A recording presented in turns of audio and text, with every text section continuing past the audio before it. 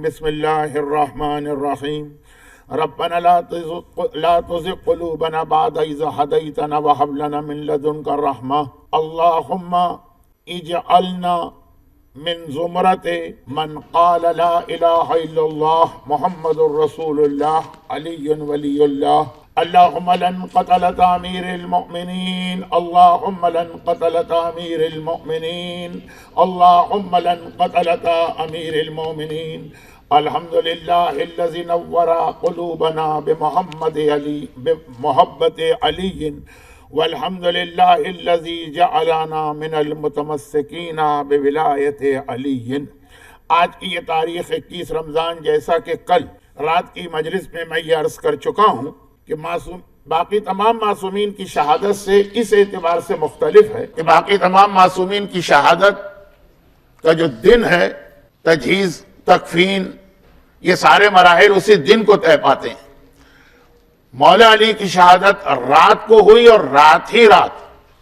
مولا کو لفظ کہہ رہا ہوں کیونکہ وقت بہت کم ہے، الفاظ کو بنانے سنوارنے کا موقع نہیں ہے۔ افطار سے پہلے پہلے مجلس ختم بھی کرنا ہے، تابوت بھی برآمد ہونا ہے، نوحہ خوانی بھی ہے، تو راتوں رات بڑی تیزی کے ساتھ اور جلدی کے ساتھ تمام مراحل طے کر دیے گئے۔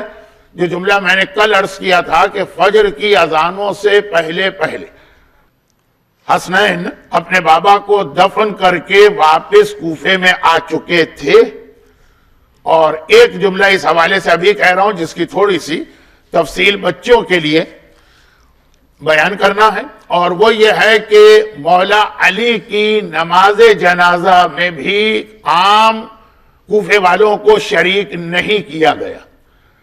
یہ لفظ بھی میں نے اس لیے کہا کہ رسول خدا کی نماز جنازہ تو جن حالات میں ہوئی آپ کو پتا ہے کہ لوگ پڑھنے ہی کو تیار نہیں تھے، کہیں اور گئے ہوئے تھے۔ شہزادی کونین کی نماز جنازہ رات کے اندھیرے میں وصیت کے مطابق ہوئی، اور اس میں بھی کسی کو نہ آنے دیا گیا۔ مولا علی کی نماز جنازہ بھی رات کے اندھیرے میں ہوئی اور اس میں بھی کسی کو نہیں آنے دیا گیا، گرچہ مولا کے تابوت کو کندھا دینے کے لیے پورا کوفہ نکل آیا تھا۔ یعنی شہزادی کی طرح سے یہ نہیں تھا کہ تابوت یا جنازہ چند محدود آدمیوں میں اٹھایا گیا، پورا شہر شریک ہوا تھا، نماز جنازہ نہیں۔ اور یہ بیان ابھی آنے والا ہے، اس سے پہلے مختصراً اپنے 3 دن کے موضوع کو سمیٹنا ہے کہ پہلے میرا ارادہ یہی تھا کہ 3 راتوں کا جو موضوع ہے وہ آج دوپہر کی مجلس میں یا اس سے پہر کی مجلس میں نہیں آنا چاہیے، کیونکہ پچھلے سالوں کا تجربہ ہے کہ ویک ڈیز میں مومنین کے لیے آنا بہت مشکل ہوتا۔ لیکن بعض لوگوں نے کہا کہ ہم کہیں بھی ہوں گے، فیس بک یا یوٹیوب پر جو العصر کا چینل ہے اس پہ یہ ہم سنیں گے ضرور، تو آپ تھوڑا بہت اس موضوع کو اختتامی مرحلوں تک پہنچائیں، کیونکہ بات نامکمل رہ گئی ہے۔ اور اس موضوع کو اختتام تک پہنچانے کے لیے عام مومن کے ذہن میں کوئی شک پیدا نہ ہو کہ آج شہادت کا دن ہے اور تابوت برآمد ہونے والا ہے اور آج بھی دجال کی بات آ گئی، تو صرف اپنی بات کی دلیل کے لیے ایک جملہ کہتا ہوں۔ مولا 3 دن زہر کے اثر سے تڑپے، تو 3 دن تو ہم لوگ کہتے ہیں، ویسے تاریخ میں ہے کہ 48 گھنٹے، اور اس دوران وقتاً فوقتاً مولا وصیتیں کرتے رہے۔ مجمع عام میں بھی وصیتیں کرتے رہے، جو لوگ مولا کی مزاج پرسی اور عیادت کے لیے آتے تھے ان کے لیے بھی ان سے بھی مولا وصیتیں کرتے رہے۔ پھر جب مخصوص صحابی آتے رہے ان سے بھی مولا وصیتیں کرتے رہے، جو بیان 2-3 دن آتا رہا۔ تفصیلی وصیتیں بھی مولا کی ہیں، جن میں خاص طور پر نہج البلاغہ میں وہ وصیت جو آقا حسن و حسین سے کی اور جس کے اندر اسلام کے بہت سارے واجبات و حرام کے احکامات بیان کیے ہیں۔ اب یہ وصیتوں کا سلسلہ جاری ہے۔ شیخ عباس قمی منتہی الاعمال میں لکھتے ہیں، اور کبھی کبھار کوئی آدمی سوال کر لیتا ہے کہ مولانا اگر ہمیں چہاردہ معصومین کے حالات پڑھنا ہو تو بیسٹ بک کون سی ہے؟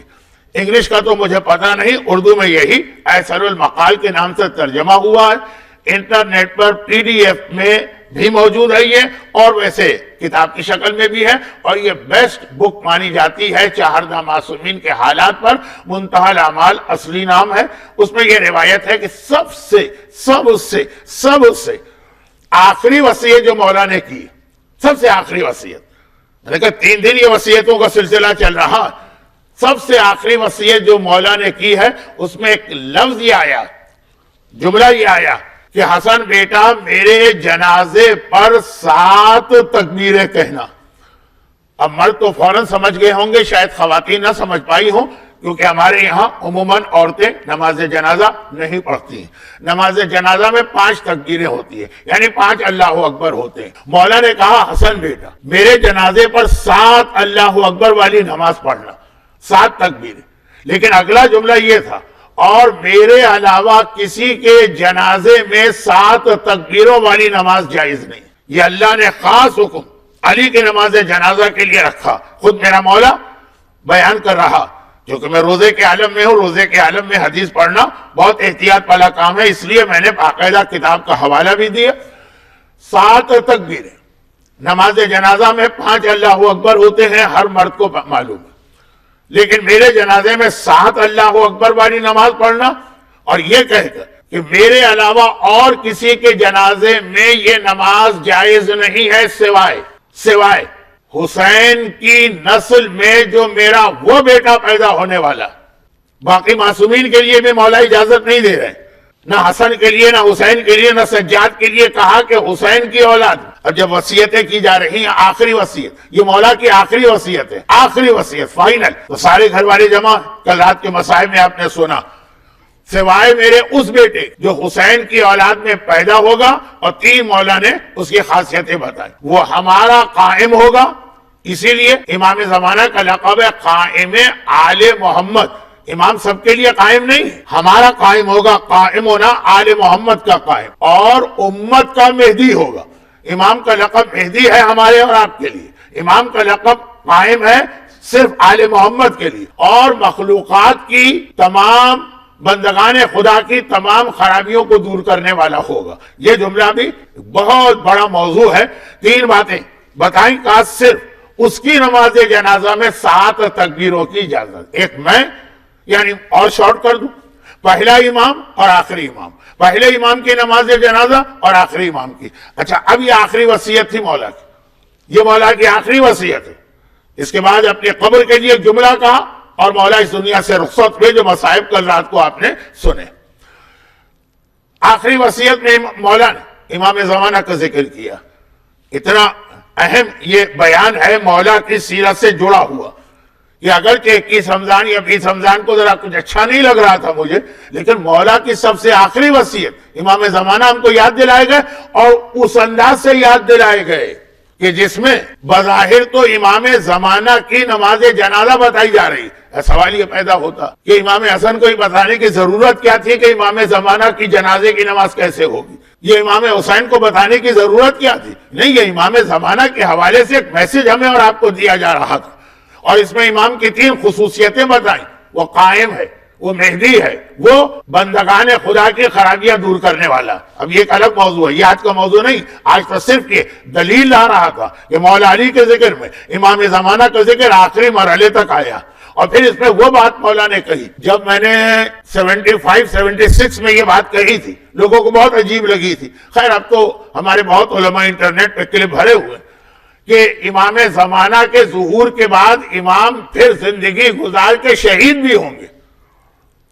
وہ بہت عجیب لگا تھا لوگوں کو۔ اب تو لوگوں کو تفصیل معلوم ہے کہ امام زمانہ کیسے شہید ہوں گے، کون شہید کرے گا، یعنی کون شہید کرے گی، اس کا نام کیا ہوگا، وہ کس علاقے کی رہنے والی ہے، اور وہ کس ہتھیار سے امام کو شہید کرے گی، یہ ساری تفصیلات معلوم ہیں۔ لیکن امام زمانہ کی شہادت ہوگی، یہ مولا نے اپنی آخری وصیت میں بیان کیا، جب یہ فرمایا کہ میرے بیٹے کی نماز جنازہ میں 7 تکبیریں پڑھنا۔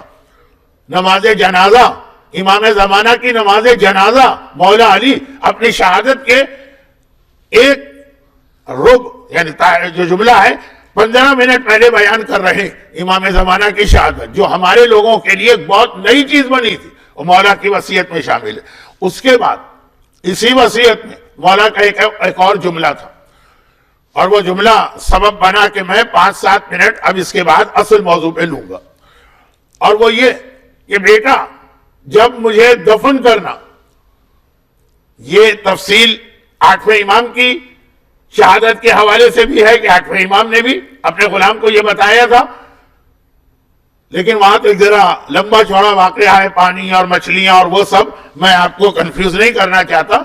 پہلی بار مولا نے بیٹا مجھے دفن کرنا، لیکن جب مجھے دفن کرنا تو تمہیں قبر نہیں کھودنا پڑے گی، اوپر سے ذرا سی مٹی ہٹا دینا اور وہاں میری قبر تیار ہوگی۔ یہ تو مشہور روایت ہے، پڑھی جاتی، اور یہ وہ قبر ہے جو میرے دادا نوح نے میرے لیے پہلے سے تیار کی۔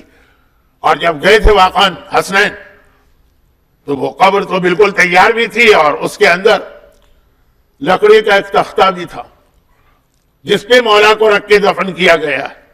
اب اس سے لوگوں نے عجیب عجیب واقعات بنا لیے ہیں کہ جی وہ مولا قبر کی مٹی اپنے بدن پر نہیں جاتے تھے، اور پھر دنیا سے مولا کا وہ چھوڑے، ٹائم نہیں۔ میلبرن کے لیے ایک بات عرض کروں کہ یہاں جو قبرستان مومنین کرام کا، اس کے اندر ایک سیکشن ایسا ہے جس میں قبر میں اکثر پانی نکل آتا ہے جب آپ میت کو دفن کرنے جائیں۔ میت کو دفن کرنا مشکل ہو جاتا ہے، یعنی بجائے مٹی کے کیچڑ، اور بہت زیادہ کیچڑ، اتنی کہ بعض اوقات ڈیڈ باڈی کو پانی میں رکھنا دل نہیں مان رہا ہوتا۔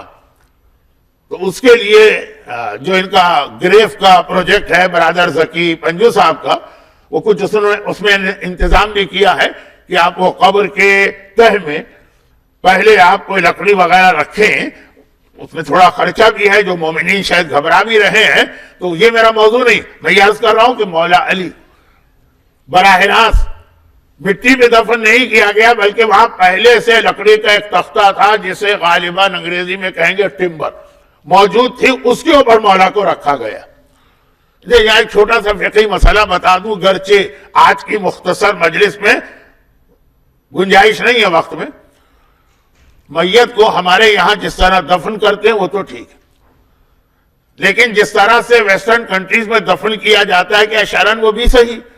کہ بجائے اس کے کہ ہم میت کو قبر میں اتاریں، اس کو اسی کوفن میں یا تابوت میں یا باکس میں یا صندوق میں رکھ کر تابوت سمیت یا کفن سمیت دفن کرے، تو بالکل صحیح، یہی مراجع کا فتویٰ۔ اور اگر کہ مراجع کی دلیل وہ جملہ نہیں ہے جو میں بنا رہا ہوں، مولا علی کی جو تدفین ہوئی ہے، وہ تاریخ میں لکھا ہے کہ پہلے سے لکڑی کا تختہ تھا جو حضرت نوح وہاں رکھ کے گئے تھے، اور اس کے اوپر ایک بورڈ بھی لگا تھا چھوٹا سا جس پہ لکھا ہوا تھا کہ یہ وہ قبر ہے جو نوح نبی نے آخری نبی کے بھائی کے لیے حفرہ اپنے ہاتھوں سے کھود کے تیار کی۔ اچھا، اب اس میں دو چھوٹے میسیج آ رہے ہیں، چھوٹے نہیں، میسیج بہت بڑے، ٹائم کم ہے اس لیے میں اس کو مختصر کرتا ہوں۔ نمبر ایک، اور وہ یہ کہ نوح نبی کہاں اور مولا علی کہاں، کتنا فاصلہ ہے دونوں کے درمیان، مگر اس وقت سے مولا کی قبر تیار کی گئی۔ اچھا، یہ مولا کے لیے تو ٹھیک ہے، ہزاروں سال نہیں لاکھوں سال۔ حضرت نوح کب تھے یہ نہیں پتا، حضرت ابراہیم تک تو ہمیں ہسٹری ملتی ہے 4000 سال پہلے تک تھی، بٹ بٹوین ابراہیم اور نوح کتنا زمانہ ہے یہ کسی کو نہیں معلوم، ہزاروں سال تو ہو گئی۔ اس وقت سے مولا کی قبر تیار کر کے ہمیں ایک پیغام دیا، اور وہ یہ کہ ہر آدمی کو اپنی قبر اور اپنے موت کے حوالے سے ساری چیزیں تیار کر کے رکھنا۔ اچھا، جو لوگ میلبرن میں اتنے عرصے سے ہیں کہ ان کے سامنے کچھ موتیں ہوئیں، ان کو پتا ہے کہ یہاں پہ یہ سسٹم پاکستان سے بالکل مختلف ہے، انڈیا سے بالکل مختلف ہے۔ واقعاً یہاں تیاری کرنا ہوتی ہے پہلے سے، بہت پہلے سے اپنی زندگی میں، اور اب توجہ بھی لوگوں کی ہے، لیکن مولا کی تجہیز و تکفین کے حوالے سے جب یہ جملہ آتا ہے کہ نوح نبی نے سینکڑوں سال نہیں ہزاروں سال پہلے یہ ساری تیاریاں کر دی تھی، تو وہ بھی ایک ہمارے لیے میسج ہے اپنی موت کے لیے۔ اور ساتھ میں جو اصل میسج ہے وہ یہ کہ جو چیز بالکل یقینی، اس کے لیے انسان کو پہلے سے ہی تیار ہونا ہے، ٹائم کا انتظار نہ کرے کہ جب وہ وقت آئے گا تب یہ کام کرے۔ اور یہ ایک بہت اہم فقہی مسئلہ بھی ہے، وضو ٹائم سے پہلے ہو سکتا ہے کہ نہیں، غسل ٹائم سے پہلے ہو سکتا ہے کہ نہیں، خمس ٹائم سے پہلے دے سکتے ہیں کہ نہیں، لیکن خلاصہ یہ کہ 100% کنفرم، 100% کنفرم اس دنیا میں دو چیزیں۔ ابھی ہم کہیں گے کہ آدھے گھنٹے کے بعد مغرب کا وقت آنے والا ہے، تو 100% کنفرم ہے، وقت آ جائے گا، ہم ہوں گے آدھے گھنٹے کے نہیں ہوں گے، 100% کنفرم کوئی نہیں کہہ سکتا. دو ہی چیزیں ہیں یقینی 100%، اور ایک ہے موت. یہ یقینی جو آیا ہے اس دنیا میں اس کو جانا، موت کی تیاری. اور ایک ہے امام زمانہ کا ظہور. یہ 100% کنفرم چیز ہے، اس میں کوئی شک کی گنجائش نہیں. دنیا کی ہر چیز شک ہو سکتا ہے، تبدیلی ہو سکتی ہے. حتیٰ یہ تک ہے ہمارے مذہب کا عقیدہ کہ اللہ بہت سی چیزیں اعلان کر دیتا اور اس کے بعد اللہ اس کو بدل دیتا. اس کو بدا کہتے ہیں، جس کی بنا پر شیعت کو کافر قرار دیا جاتا ہے کہ یہ لوگ کہتے ہیں کہ اللہ جاہل ہے. ہم نے کہاں جاہل ہے؟ کہا نہیں، آپ نے کہا جاہل ہے. آپ نے کہا اللہ نے فلاں آدمی کو 80 سال کی عمر دی، پھر اب کہا کہ 60 سال کے بعد اس کو مار دو. تو پہلے کیوں نہیں کہا تھا کہ اللہ کو اس وقت نہیں معلوم تھا کہ 60 سال کے بعد یہ کیا غلطی کرنے والا؟ یہ بہت بڑی بحث ہے، میں چھیڑ نہیں رہا ہوں، میں کہہ رہا ہوں کہا گیا بلا، یعنی اللہ اپنے اعلان کو بدلتا. ہم صدقہ دیتے اسی لیے، ہم دعا کرتے اسی لیے، یہ ساری چیزیں. لیکن ہر چیز میں بدا ہوگا. ظہور امام میں بدا نہیں ہے. تاریخ تبدیل ہو سکتی ہے لیکن امام کا آنا یقینی ہے. حتیٰ جو ایک روایت بہت پڑھی جاتی ہے جو پیغمبر نے کہا کہ اگر قیامت میں صرف ایک دن رہ جائے تو اللہ اس دن کو اتنا لمبا کرے گا، اتنا لمبا کرے گا، اتنا لمبا کرے گا کہ امام آئے گا بھی اور وہ ساری باتیں جو آپ سنتے ہیں وہ پیش بھی آئیں گی. تو دو چیزیں یقینی ہیں. اچھا، جو پہلی چیز یقینی ہے موت، اس کے لیے پھر بھی کچھ نہ کچھ آدمی سوچتا ہے، تیاری کرتا ہے، آمادہ ہوتا ہے. حتیٰ یہ کہ کچھ بھی تیاری نہ کرے تب بھی سننے کو تیار ہوتا ہے کہ ہاں بھائی موت کی تیاری ہونی چاہیے. اتنا ہی یقینی ہے امام کا آنا بھی، اس کے لیے بھی تیاری ہونی چاہیے. وہ بھی ہاتھ پہ ہاتھ دھر کے بیٹھنے کا نام نہیں ہے. جس طرح موت کے حوالے سے ہے کہ بھائی تیاری کرو پہلے سے کچھ. اب چاہے وہ یہ ظاہری تیاری ہو کہ لوگ کربلا جاتے ہیں، کفن خرید کے لاتے ہیں. مولا علی نے کیا کہا تھا؟ حسن بیٹا، جب میرے بدن پہ کافور لگانا تو یہ عام کافور نہیں لینا، وہ کافور لینا جو جبرائیل جنت سے لے کے آئے تھے اور پیغمبر کے لیے استعمال ہوا، اس کے بعد شہزادی کونین کے لیے استعمال ہوا اور پھر مولا کے لیے استعمال ہوا. یہ پہلے سے رکھا گیا. آپ کا جو کافور ہوگا وہ نہیں چلے گا. کیوں نہیں چلے گا؟ اس لیے کہ دنیاوی جو کافور ہے اس کی خوشبو ختم ہو جاتی ہے کچھ عرصے کے بعد، وہ بیکار ہے میت کے لیے. وہ جنت کا کافور تھا لیکن ایک میسج مل رہا ہے، چاہے وہ کافور لگانے کا پیغام ہو، چاہے وہ پہلے سے قبر تیار کرنے کا پیغام ہو. موت یہ ظاہری تیاری ہے. کفن آپ خرید کے کربلا سے لے آئے، آپ نے باقی قبر کی بکنگ کرا لی. اور حقیقی تیاری یہ نہیں ہے کفن اور کربلا کا کفن یا قبر. حقیقی تیاری ہے واجبات ادا کی، توبہ کی، گناہوں کو معاف کیا اپنے. یہ ہوا موت. اسی طرح امام زمانہ آنا یقینی اور اس کے لیے تیاری کرنا. اور امام کی سب سے بڑی تیاری کیا؟ امام کی سب سے بڑی تیاری یہ ہے کہ آپ کوئی اور تیاری کرے کہ نہ کرے، امام کے آتے وقت اپنا ایمان نہ کھو بیٹھے. یہ سب سے بڑی تیاری. باقی جتنی آپ میں کمی اور خرابی رہ جائے گی تو انشاءاللہ امام ہے تو ہمارے باپ نہ، امام ہے تو ہمارے سرپرست نہ، وہ ساری چیزیں نظر انداز کر سکتے. لیکن یہ ایمان اگر کھو دیا ہم نے، اور وہ ہے دجال. یہ میرا موضوع چل رہا تھا، اس پہ بات بہت کرنا تھی. اور جیسے میں مجلس سے پڑھتا گیا مجھے اندازہ ہوتا گیا کہ اور کتنے پہلو نکل رہے، لیکن 2-3 مختصر باتیں وعدہ تھا اس کو مکمل کر رہا ہوں. نمبر 1، دجال کے حوالے سے روایت میں ایک چیز یہ آ رہی ہے کہ کانا دجال.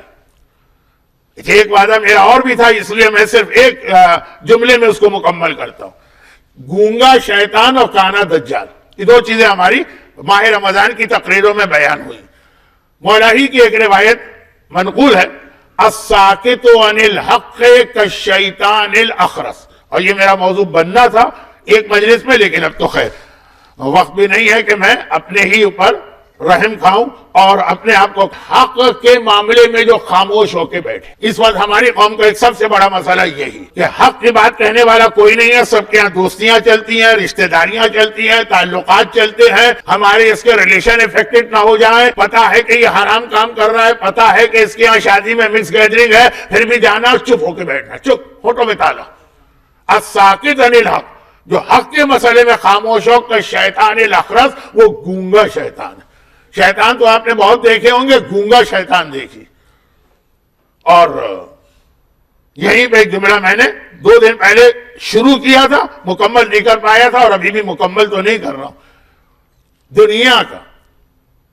دنیا بھر کے لوگ کہتے ہیں خوش اخلاقی بہت اچھی چیز ہے. ہمارے یہاں بھی کچھ لوگ یہ میرے اگلے جملے کی تمہید بن رہا. آدھی بات سن کے اسلام سے کہتے خوش اخلاقی بہت اچھی چیز، لیکن جب آپ امر بالمعروف کرنے جائیں گے خوش اخلاقی آپ کو چھوڑنا پڑے گی. مولا ہی کی حدیث سن لیجیے، مولا ہی کی حدیث. اور آیت اللہ سیستانی نے اپنی عربی کتاب منہاج الصالحین کی پہلی والیوم میں یہ حدیث حال میں ہی ایڈ کی ہے. یہ کتاب بہت پرانی، 30 سال پرانی، اس کے ایڈیشن چھپتے رہے، لیکن حالات دنیا کے دیکھ رہے ہیں تو جو لیٹسٹ ایڈیشن آیا ہے جو اس وقت انٹرنیٹ پہ اپلوڈ ہے، ابھی وہ ہارڈ کاپی اس کی چھپی بھی نہیں، اس کے اندر انہوں نے باقاعدہ یہ ایک حدیث بڑھائی ہے. کسی وجہ سے کچھ تو ہوگا نا کہ 30 سال سے کتاب چھپتی چلی آ رہی اور ابھی، اور اتنا یہ لیٹسٹ ہے ڈیولپمنٹ کہ جو میں نے کہا کہ اس کی جو ہارڈ کاپی جو پرنٹڈ کاپی ہے نا وہ تو جب ختم ہوگی پرانی تو نہیں چھپے گی. حدیث کیا؟ مولا علی نے فرمایا کہ رسول خدا، مولا علی آج دن ہے نا مولا علی کا، رسول خدا ہم سے کہتے تھے کہ جب کسی گناہگار سے ملو تو سخت چہرے کے ساتھ ملو، تند روئی کے ساتھ ملو، اور پیشانی پہ بل ڈال کے ملو، اس کو لگے کہ تم اس سے ناراض. یہ مولا علی کہہ رہے. اور بہت سارے آپ کو خطیب بھی ملیں گے جو خوش اخلاقی کے ڈنکے پیٹ رہے ہوں گے. جہاں پہ حق کی بات آئے گی وہاں خوش اخلاقی چھوڑنا پڑے گی، اگر نہیں چھوڑی تو شیطان الاخرس، تم گونگے شیطان ہو. باقی انشاءاللہ کسی اور موقع پہ، محرم کے پہلے عشرے میں تو شاید میں یہاں نہ ہوں، اس کے بعد موقع ملے گا چیلم وغیرہ میں. اور دجال کانا، شیطان گونگا ہے، دجال کانا. دجال کانا کن معنوں میں کہا؟ دجال ہر مسئلے کو صرف ون سائیڈڈ دیکھتا ہے، ہر چیز کا صرف ایک، جیسے ابھی اخلاق کی بات آئی، خوش اخلاق یہ ایک پہلو ہے اسلام میں، لیکن اسلام میں بد اخلاقی بھی واجب ہے، جو ابھی آپ نے حدیث سنی. میں روزے کے عالم میں ہوں، روزے کے عالم میں اس طرح حدیث نہیں پڑھی جا سکتی، اتنے یقین کے ساتھ میں پڑھ رہا ہوں. اپنا روزہ اس آخری لمحے میں تو میں قربان نہیں کروں گا نا. تو خلاصہ یہ کانا دجال کہتے ہیں. کانا ان معنوں میں کانا نہیں ہے کہ ایک آنکھ ہے ایک آنکھ نہیں، ہو سکتا ہے ان معنوں میں بھی ہو، لیکن اصل مقصد یہ کہ وہ ہر مسئلے کو صرف ایک پہلو سے دیکھتا. قرآن کریم نے سورہ بقرہ میں حاجیوں کے بیان میں کہا وَمِنَ النَّاسِ مَن يَقُولُ رَبَّنَا آتِنَا فِي الدُّنْيَا حَسَنَةً وَمَا لَهُمْ فِي الْآخِرَةِ مِنْ خَلَاقٍ. کچھ ایسے لوگ ہیں جو اللہ سے حج میں دعا کرتے آئے خدا ہمیں دنیا میں سب کچھ دے دے، یہ دے دے یہ دے دے یہ دے دے. اللہ دے گا لیکن ان کو پھر آخرت میں کچھ نہیں ملے گا. یہ ہے کانے جو ایک صرف دنیا دیکھ رہے. وَمِنْهُمْ اور ایسے لوگ بھی ہیں مَن يَقُولُ رَبَّنَا آتِنَا فِي الدُّنْيَا حَسَنَةً وَفِي الْآخِرَةِ حَسَنَةً وَقِنَا عَذَابَ النَّارِ. جو کہتے ہیں دنیا بھی ہم کو دے اور آخرت بھی ہم کو دے. یہ مومن ایسا چاہیے. کانا مومن کون ہے؟ جو دنیا کی چیز دنیا یاد رکھ رہا ہے، آخرت کو بھول رہا. کانا دجال جو آپ کو دنیا یاد دلائے گا، آخرت بھولے گا. اب یہاں پہ ایک اختلاف ہے، یہ بڑی بڑی باتیں میں سمیٹ کے آج مکمل کر رہا ہوں، اور وہ یہ کہ اب یہ ایک بحث علماء میں ہے کہ دجال ایک آدمی کا نام ہے، کوئی خاص آدمی کہیں بیٹھا، یا ایک سسٹم کا نام. Ayatollah Nasir Makarem Shirazi one of our current مراجع، اور شہید سید محمد صدر جنہیں صدام نے شہید کیا تھا، مقتدیٰ صدر کے باپ، تو وہ اس زمانے کے مرجع. ان سب کی یہ ریسرچ موجود ہے کہ دجال ایک سسٹم کا نام. کون سا سسٹم؟ جس میں عورت کو اتنی آزادی دی جائے کہ وہ بے پردہ کیا ننگی ہو جائے، جس کے اندر نوجوانوں کو اتنی آزادی دی جائے کہ ہر وقت انٹرٹینمنٹ، میوزک، ڈسکو، ڈانس، اور جس کے اندر ایک عام انسان کو کم از کم یہ گارنٹی دی جائے کہ تمہیں بھوکا نہیں مرنے دیں گے، کھانا اور پانی تمہیں پہنچا دیں گے. بہت عللے بھی نہیں، لیکن اتنا تمہیں مل جائے گا ویلفیئر سسٹم سے کہ بھوکے نہیں مرنے پاؤ گے. جہاں دنیا میں جہاں یہ سسٹم ہو، عورتیں بالکل آزاد کر دی جائیں، نوجوان بالکل دوسری جانب ان کا رخ پھیر دیا جائے، اور ہر انسان کو یہ گارنٹی مل جائے کہ اتنا تمہیں حکومت کیا سسٹم دے دے گا کہ بھوکو نہیں مرو گے، وہ ہے دجال. یہ میں نے وقت نہیں ہے تو میں بہت مختصر بات کرتا ہوں. تو ایک سسٹم کا نام بھی دجال، اور پھر اس سسٹم کو چلانے والے وہ بھی دجال. چنانچہ وہ جو دجال ہے جو عام طور پہ ہمارے یہاں پڑھا جاتا ہے، وہ حضرت عیسیٰ کی تلوار سے مارا جائے گا. 3 شخصیتیں آخر میں آئیں گی. یہ میرے سارے نامکمل وعدے پورے ہو رہے ہیں بہت جلدی. سفیانی آئے گا، وہ امام زمانہ کی تلوار سے قتل ہوگا، سفیانی کو امام اپنے ہاتھ سے قتل کریں گے. دجال امام کے بعد آئے گا، امام سے پہلے بھی ہوں گے سسٹم والے دجال. لیکن آخری دجال ایمان کے بعد آئے گا وہ حضرت عیسیٰ کی تلوار سے مارا جائے گا. عیسیٰ نے زندگی میں کبھی تلوار نہیں چلائی، لیکن اس وقت چلائیں گے اور دجال کا خاتمہ کریں گے. کیوں؟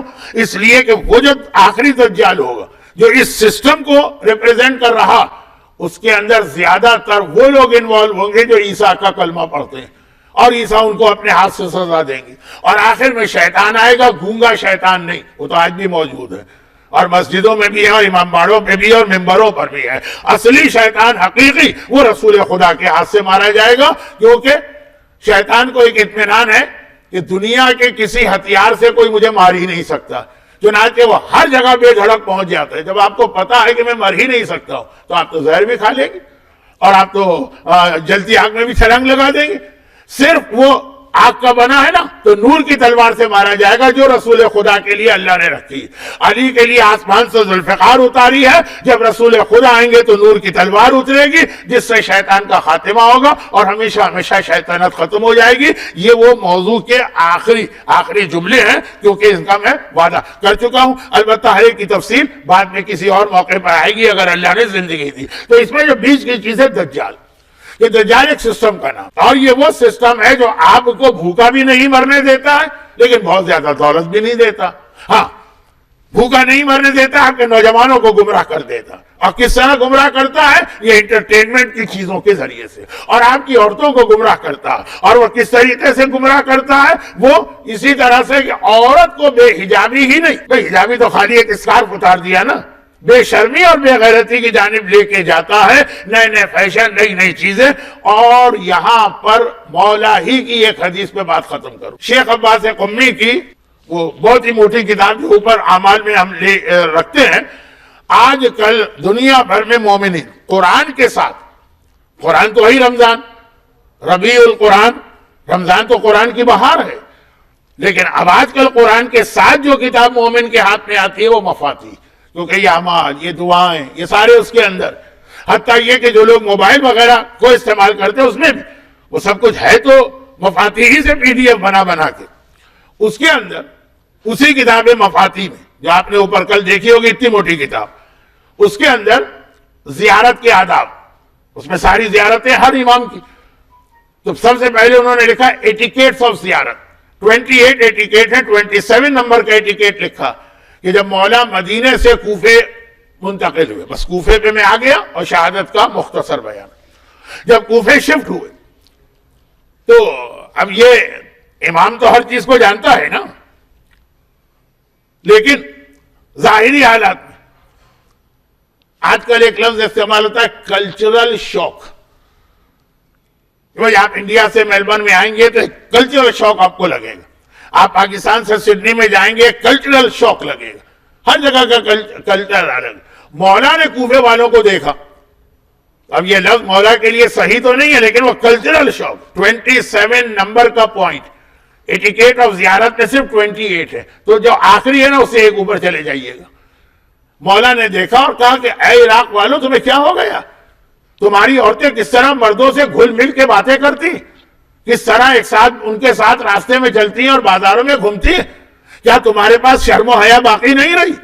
صرف مولا کے الفاظ اس لیے پڑھ رہا ہوں کہ روزے کے عالم میں امام کے نام سے اگر کوئی چیز منسوب ہو جائے اور غلط ہو تو روزہ بھی شک میں پڑ جاتا ہے، کبھی غلط ہوتا ہے. بالکل یہ جملے ہیں. آپ میں سے جن کے پاس موبائل ہے میری مجلس کے بعد چیک کر لیجئے، اوپر کتاب رکھی ہے، جب نماز پڑھیں گے اس میں چیک کر لیجئے.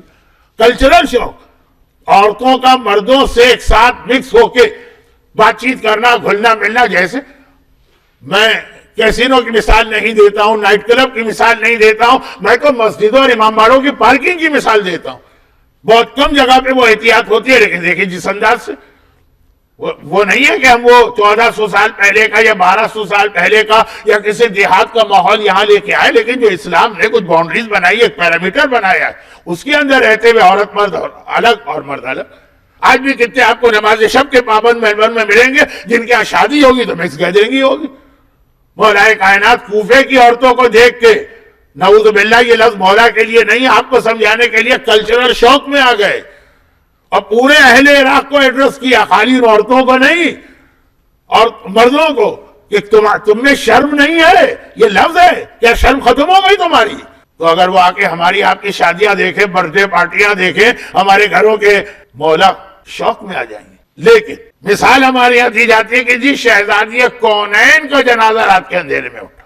اب ایک دم سے نتیجے پہ آ رہا، مولا کا جنازہ بھی رات کے اندھیرے میں اٹھا. البتہ دونوں کی وجوہات بالکل مختلف تھی. اور رات کے اندھیرے میں جنازہ اٹھے اور دفن کر کے میرے گھر والے واپس آ جائیں، صرف امیڈیٹ فیملی ممبرز کو اجازت تھی، بیٹے، داماد اور 3 4 5 اہم صحابی، اور رات کے اندھیرے میں واپس آ جائیں. کسی کو یہ بھی پتا نہ چلے کہ یہ لوگ گئے کہاں. اور پھر اس کے ساتھ ایک وصیت، وہ جو آخری وصیت میں شروع میں پڑھا تھا نا، اسی آخری وصیت کے تیسرا جملہ. پہلا تھا میری نماز جنازہ 7 تکبیر کے ساتھ ہوگی، اور دوسرا یہ تھا میری قبر تیار ہوگی، اور تیسرا یہ تھا کہ حسن بیٹا جب تم واپس آ جاؤ، اور پھر جب سورج نکل آئے، جو آج کا صبح کا سورج تھا. تو ایک روایت میں ہے 4، اور بعض لوگ تو کچھ اس سے زیادہ کہتے ہیں. 4 تابوت تیار کرنا، ایسے جیسے باقاعدہ جنازے، اور 4 اونٹوں پر یہ جنازے رکھنا، اور انہیں 4 مختلف سمتوں میں بھیج دینا. ایک کوفہ، تو جہاں خود مولا ہے کہا کہ مسجد کوفہ. ایک رہبہ 15 کلومیٹر دور ایک بہت مشہور جگہ ہے جہاں مولا نے خطبہ شخصیہ دیا، اور ایک بصرہ کی جانب اور ایک مدینہ کی جانب. اور ان میں سے ایک جنازے پر امام حسن نے ایک نماز جنازہ بھی پڑھی، جو جنازہ نہیں تھا، خالی ایک تابوت تھا اور پبلک دیکھ رہی تھی. اور بعض اب علماء کہتے ہیں کہ ایک 4 نہیں 4 سے زیادہ تھے، اور بھی مختلف شہروں میں یہ تابوت بھجوائی. اور بعض کہتے ہیں کہ نہیں، جو روایت میں 4 ہی تھے، لیکن ان میں سے ایک اونٹ رسی توڑا کے بھاگا، اور جہاں اس کو بھیجا جا رہا تھا وہاں نہیں گئے. افغانستان کا ایک شہر ہے مزار شریف، وہاں پہ مولا علی کا روضہ ہے، اور آپ دیکھیں گے تو بڑی شان و شوکت والا روضہ. اچھا یہ تو بہت مشہور ہو چکا ہے یہ طالبان کے مسئلے کی وجہ سے کہ وہ اونٹ وہاں تک پہنچا. اب یہ مولا نے یہ سارا، اصل مولا کی میت ہے، وہ سارا کا سارا تجہیز و تکفین کا عمل رات کے اندھیرے میں، اور اس طرح سے رات کے اندھیرے میں ہو کہ کوئی اگر چھپ کے پیچھا بھی کرنا چاہے تو اس کو پتہ نہ چلے یہ لوگ کہاں جا رہے ہیں. اور پھر دن کے، اور اس کی جلدی کی وجہ، جلدی ہے، ٹائم میں مکمل کرنا ہے عمل. تو مولا کی جب شہادت ہوئی تو اس کے بعد اتنا ٹائم نہیں تھا کہ نماز جنازہ کوفے میں پڑھی جاتی.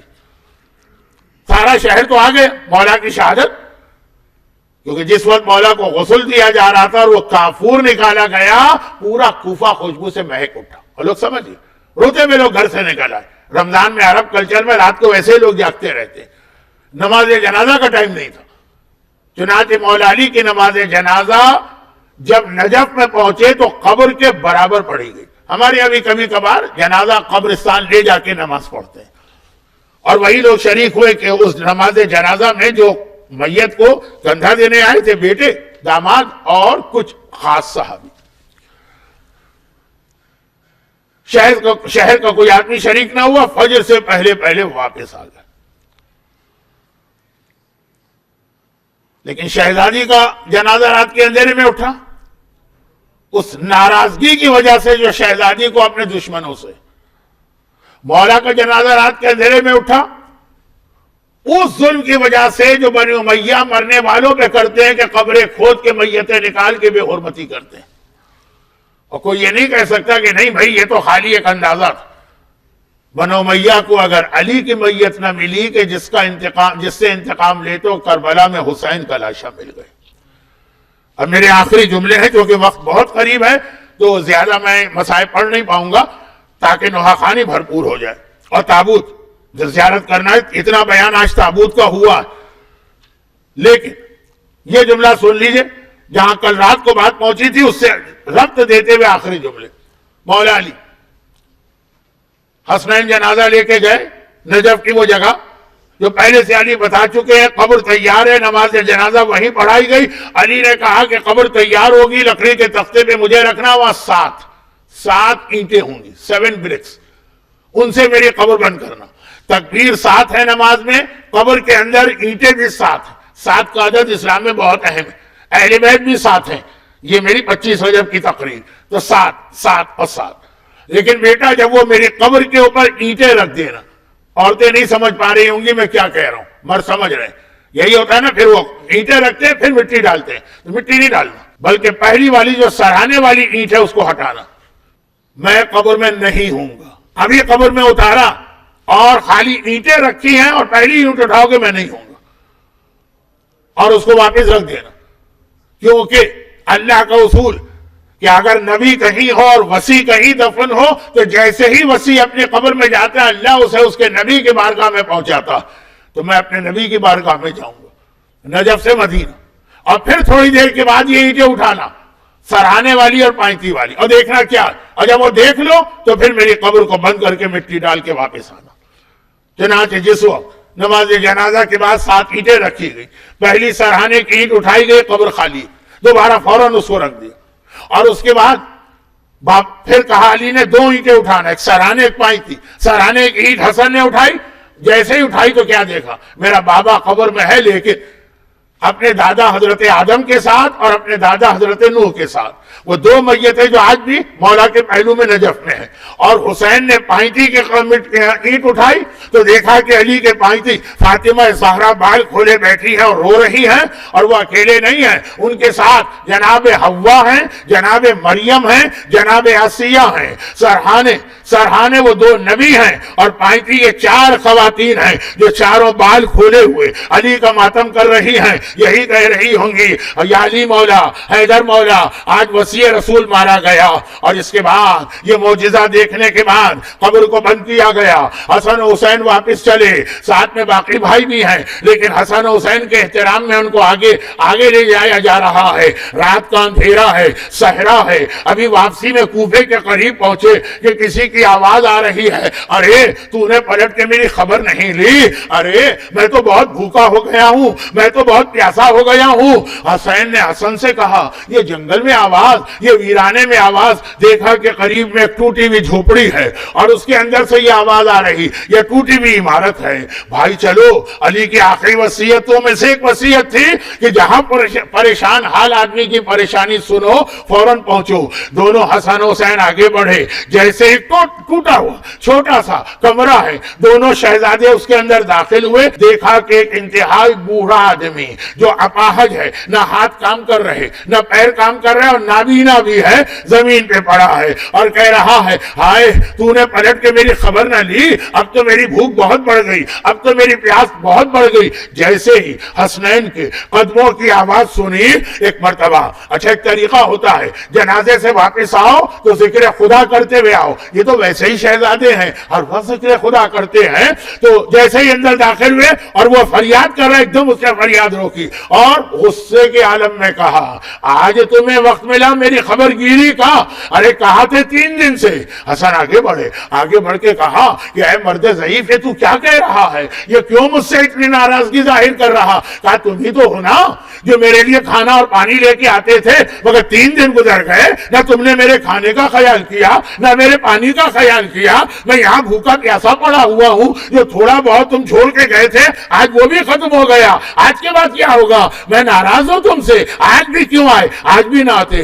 حسن مجتبیٰ نے کہا کہ اے مرد ضعیف، یہ تو کہہ کیا رہا ہے؟ کہا کیا تو وہی کہہ رہا ہوں جو تو جانتا ہے؟ کہا کہ وہ میں نہیں ہوں، بتا تو صحیح کیا بات ہے؟ کہا کہ میرے گھر والوں نے مجھے اٹھا کے باہر پھینک دیا، میرے رشتہ داروں نے مجھے جنگل میں پھینک دیا، کوئی میری خبر لینے والا نہ تھا، پتہ نہیں کون آدمی روزانہ کوفے سے آتا تھا، میرے لیے کھانا لاتا تھا، میرے لیے پانی لاتا تھا، یہاں آ کر میرے بدن کو دباتا تھا، میرے آرام کا خیال کرتا تھا، مگر 3 دن ہو گئے وہ تو نہیں آیا۔ حسن نے کہا میں وہ نہیں ہوں، تجھے یہ دھوکہ کیسے ہوا کہ میں وہ ہوں؟ کہا کہ جیسے ہی تو کمرے میں داخل ہوا وہی خوشبو میرے میرے ناک میں آئی، جو اس کے آنے سے آتی ہے اس کے بدن سے خوشبو بلند ہوتی ہے۔ اور جب میں نے تیری آواز سنی، آپ نے یہ جملہ سنا ہے نا کہ معراج اللہ نے علی کی آواز میں لہجے میں بات کی، یہ کہہ رہا ہے وہی آواز وہی لہجہ جو اس آنے والے کا ہوتا تھا، اور جب تو میرے قریب پہنچ کے ذکر خدا کر رہا ہے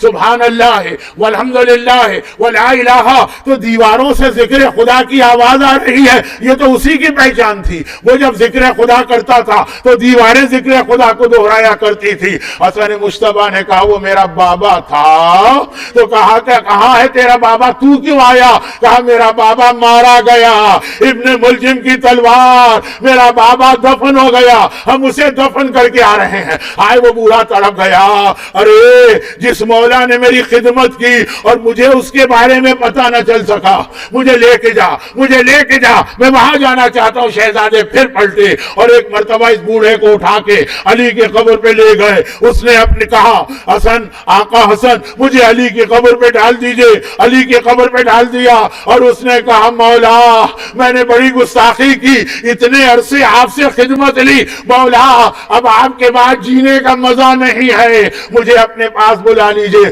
جملہ یاد آیا؟ یہی جملہ آقا حسین نے مقتل کی روایت ہے اکبر کے لاشے پہ کہا تھا، یا بنیا علی دنیا بعد کلات، بیٹا تیرے بعد بوڑھا باپ جی کے کیا کرے۔ یہاں یہ کہہ رہا ہے، ایک چیخ ماری اور یہ دنیا سے رخصت ہوا۔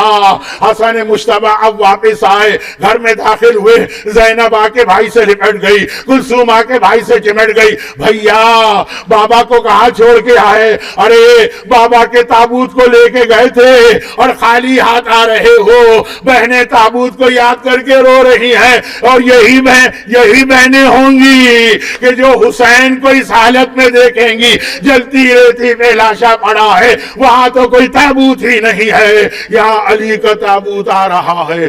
اپنی اپنی جگہ سے کھڑے ہوئیے اور علی کے تابوت پہ حسنین کو پرسا بھی دیجئے، اور آخری مرتبہ یہ ماتم بھی کر لیجئے آج کے دن کی حد تک۔